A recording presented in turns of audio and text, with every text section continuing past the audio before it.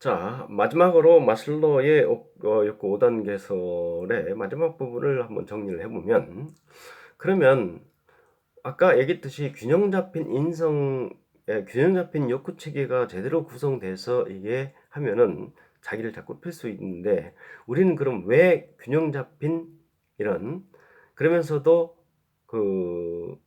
정말로 여기서도 이제 칼 라저스가 얘기했던 자기 실현, 자아 실현의 삶을 살지 못하느냐. 그 이유를 마슬로는 대개 세 가지로 정리하고 있죠. 첫째, 인간은 자기한테 내재되어 있는 위대한 잠재력이 있다는 것을 자체를 모른다는 거예요. 자기 안에 정말로 자아 실현, 자기를 존중하고 자기의 생명력 이 자체가 얼마나 소중한지를 잘 모른다는 거야. 그렇기 때문에 자꾸 남들을 보고 남들의 어떤 가치를 보고 그쪽으로 비교하다 보니까 자기가 자꾸 삶이 힘들어지고 자기가 자꾸 고통스럽다는 거예요. 그래서 왜 우리는 정말로 제대로 된 한 인생으로서의 값어치 있는 삶을 못 살아가냐 하면은, 첫째는 아까 얘기했듯이 자기 안에 있는 내재되어 있는 위대한 그런 욕구와 잠재력, 이것들을 보지 못하고 알지 못한다는 거예요. 그래서 뭐가 중요해요? 깨어나는 거 중요해. 깨어난다는 건 뭐예요?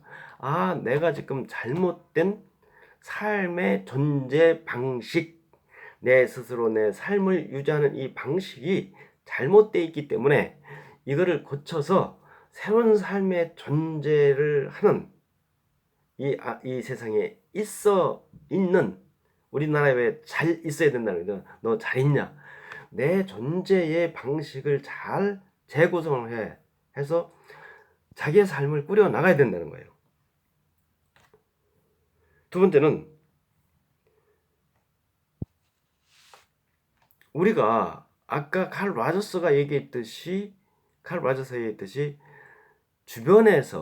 주변과의 사고 비교와 갈등과 이런 것 때문에 정말 내재되어 있는 자기의 잠재력을 발현할 시간과 관심을 갖지 못하는 거예요. 내가 내 집안 챙겨야지, 내 뭐 해야지, 이거 하지, 저거 하지 하다 보니까 정말로 자기로의 회귀, 자기만의 고유한 자기를 발현할 수 없다는 거예요. 정말로 자기를 살고자 하면, 자기가 무엇을 하겠다고 하는 의지보다는 자기 내면에서 들려오는 소리를 들을 수 있어야 된다는 거예요. 그래서 우리는 가끔 자기만의 작은 공간을 가지고 자기 삶이 이야기하는 소리에 귀를 기울여. 내 인생이 나한테 자꾸 이야기하는 내가 정말로 무엇을 소중하게 여기고 어떻게 사는 것이 가치 있다고 생각하는지를 자꾸 이야기를 듣고, 그래서 가능하면은 작은 조그만 공간에서 자기만의 시간을 가지고 자기 내면의 소리를 자꾸 들으려고 할 때, 이 환경에서 요구하는 무한한 여러 가지 요구로부터 내가 독립돼서 나의 어떤 존재 가치, 내 안에 있게 되는 어떤 소명, 나의 존재함으로써 구현할 수 있는 가치가 뭔지를 우리는 그것을 생각하고 자각하고, 다시 말해서 깨달아서 내가 그 방향으로의 삶을 새롭게 재구성할 수 있다는 거예요. 그리고 우리가 왜 그런 균형 잡히고 정말로 여기 못 사냐 하면은, 자아 실현에 도달하는 것이 얼마나 중요한지 잘 모르고 그냥 안전 욕구와 생리적 욕구에 매달려서 그것 때문에 지지고 볶고 평생 살다가 우리는 죽어간다는 거예요. 그냥 생리적인 욕구를 충족하고 먹고 자고 잠자고 그러면서 그냥 살고 안전하게 그냥 사는 것 그 자체만이 전부인 것처럼, 그 욕구체계가 너무 내 삶을 완전히 지배해 버리니까 정말로 내가 있는 아까 있던 그러다 보니까 디피션시가 욕구로부터 벗어나서 being need, 내가 존재하면서 내 존재성을 발현하고자 하는 그 욕구를 우리는 듣지도 못하고 깨어나지도 못한다는 거예요.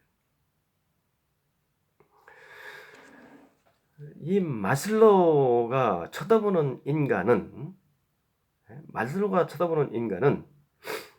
정말로 이런 어떤 하위 욕구에 너무 얽매여서 거기에 왔다 갔다 하는 인간.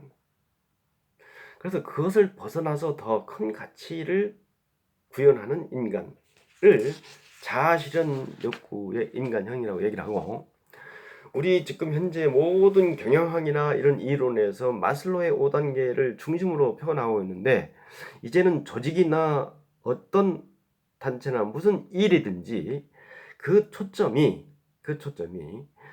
안전성을 보호해주고 뭐 하는 것보다는 더 중요한, 더 큰, 더 위대한 만족감을 주는 자아실현 욕구를 구현하는 곳이 되고 장소가 되도록 해야 된다는 거예요. 특히 우리 사회복지에 관심 있는 사람들은 마지막으로 마슬로가 죽기 전에는 인간의 욕구의 5단계, 가장 밑에 생존 욕구, 안전 욕구, 이 삼각형이 위대한 삶을 살아가는 사람들은 거꾸로 돼 있더라는 거예요. 그걸 나중에 얘기했다는 거예요. 거꾸로 됐다는 얘기는 뭐예요? 제일 밑에 가장 큰 욕구 체계가 뭐예요? 자아실현에 대한 욕구 체계고, 그 다음이 자기를 존중하고 남을 존중으로부터 존중을 받고 하는 욕구고, 그 다음이 자아실현, 그 다음이 소속감과 사랑 욕구, 그 다음에 안전 욕구, 그 다음에 생리적 욕구. 그러니까 안진걸 의사나 이순신 장군처럼 위대한 업적을 남긴 사람들은 자기의 생리적 욕구나 자기의 안전 욕구 이런 것들에 보다는 정말로 자아실현 욕구, 자기가 이 땅을 이 민족을 위해서 구현하는 그 가치를 가장 크게 딱 두고, 그 다음 단계로 자기의 있음 그 자체에 대한 생명에 대한 고마움과 그 존재성, 거기에 대한 감사함, 그리고 그걸 통해서 남들로부터 받는 좀, 이렇게 이 욕구체계가 재구성돼서 어떻게 돼요? 거꾸로 형성된다는 거예요. 그래서 제가 보기에는 이 사회복지과 학생들은 욕구체계가 거꾸로 뒤집어져서 뒤바뀌어 가지고 생존과 안전과 이 욕구가 중심이 되는 것이 아니라, 내가 정말 자아 실현을 하겠다, 남들로부터 봉사하고 이 사회에 아파하는 사람들의 가슴, 그들한테 한 발자국 더 다가가서 그들을 좀 더 행복하게, 그들이 좀 더 값 있는 삶을 살 수 있도록 자꾸 서포팅을 하고 도와주는 이런 삶을 살겠다고 하는 이 일반 사람들과의 욕구체계가 재구성되지 않으면, 나는 사실은 이 사회복지과의 출신들 자체가 자기 밥 먹게 할 수단으로 전락하다 보니까 이것도 제대로 될 수 없다라고 하는 그런 생각도 할 수 있다고 봐요. 그래서 그 마슬로는 자아실현 욕구를 구현하는 사람들의 여러 가지 특성을 지금 제시를 하고 있는데, 아까 아마 제가 얘기했던 칼 라저스의 자아실현자의 특성과 같이 어느 정도 일맥상통하는 부분이 있기 때문에 그런 부분들은 여러분들이 이제 보시면 되고, 그 대신 점점 이 마슬로의 이론에 대해서 이제 검증을 하고자 상당히 노력들을 많이 했죠. 그러다 보니까 이게 이제 이 단계별이 아니라 이 여러 가지 단계가 동시적으로 작동하는 거지. 예? 동시적으로 작동하는 거지. 요 단계 다음엔 요 단계 되면 요 단계, 이렇게 이제 얘기해서 있는 건 아니지 않냐. 또 뭐 어떤 경우는 안전 욕구와 그 생리적 욕구를 하나로 봐야 되지 않겠냐.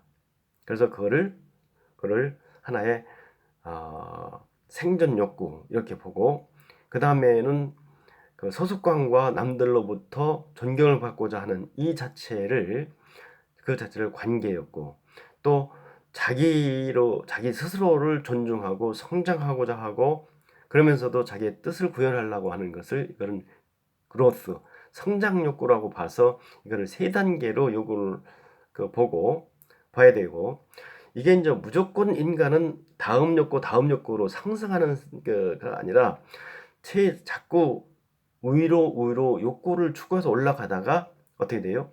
그 욕구 체계가 자꾸 막혀서 추구할 수가 없어. 그러면 자꾸 퇴보를 한다는 거예요. 이렇게 주장하는 거죠.